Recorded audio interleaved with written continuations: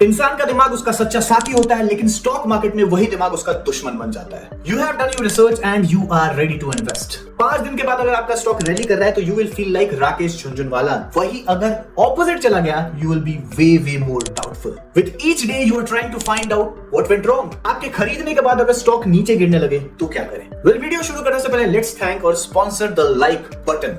Please do like the video. When someone is buying stock, उसका 2 reason होता है। The first one is technical reason कि stock में bullish pattern आया and breakout हुआ, that's why I bought. Revenue, valuation ratio, product, वो सब कुछ नहीं देखते, just the technical pattern. In that case, this is no brainer. जिस तरीके से एंट्री बनाई थी, जिस पैटर्न पे एंट्री बनाई थी, अगर वो फेल हो गया, you have to exit. There is proper stop loss on that strategy. You entered on technical factors, you have target price and stop loss. The problem is with fundamental investor. Research किया, valuation देखा, future prospect देखा, product देखा, revenue देखा, and you are ready to invest. आपको लगता है कि this is going to be the next king. आपने खरीदा and now stock is going in loss, नीचे जा रहा है वो। अगर आप फंडामेंटल इन्वेस्टर हैं तो there are 2 strategies for you, the stop loss strategy and hunter strategy. Let's talk about stop loss strategy.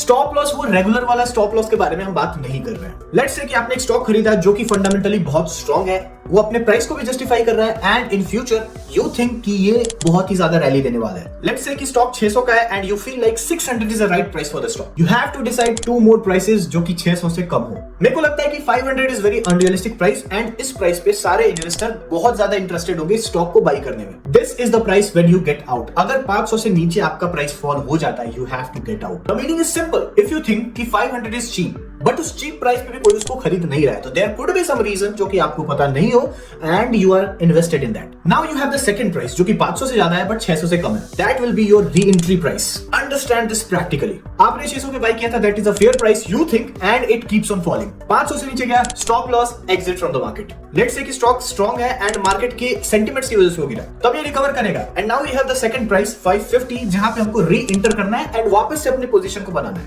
Conclusion is that कि अगर मार्केट ऐसे ही गिरा है तो you have second chance to enter at a good price. But अगर कुछ defect है जो कि मुझे पता नहीं है, this strategy will save capital and मेरा बड़ा लॉस नहीं होगा। You have to be very careful while deciding price, क्योंकि कोई भी रैंडम प्राइस अगर उठा लोगे तो that will be problematic. Take a price जिसके नीचे जाने के चांसेस कम है एंड द सेकंड वन जहां से ब्रेकआउट के चांसेस ज्यादा है। That will B proper fundamental strategy. The next one is Hunter strategy and ये डिस्क्राइब है ली फ्रीमैन शॉ की किताब द आर्ट ऑफ एग्जीक्यूशन में। This is very risky and I am really not recommending you. अगर आपका risk appetite बहुत ज्यादा है तो this is perfect for you, otherwise let it go. Hunter strategy contents proper planned downside averaging. There is a plan while investing. Let's say 600 का stock है, I'll not fully invest that amount. I'll invest half of the amount and 50% मैं अपने पास cash में रखूंगा। There will be 2 or 3 more prices जो कि current market price के नीचे होगा। Let's say 500 और 450. If the stock keeps on falling और 500 पहुंच गया तो मैं 25% of the capital और डाल दूंगा। उसके बाद में if it keeps on falling तो वहां पे मैं वापस 450 पे 25% डाल दूंगा।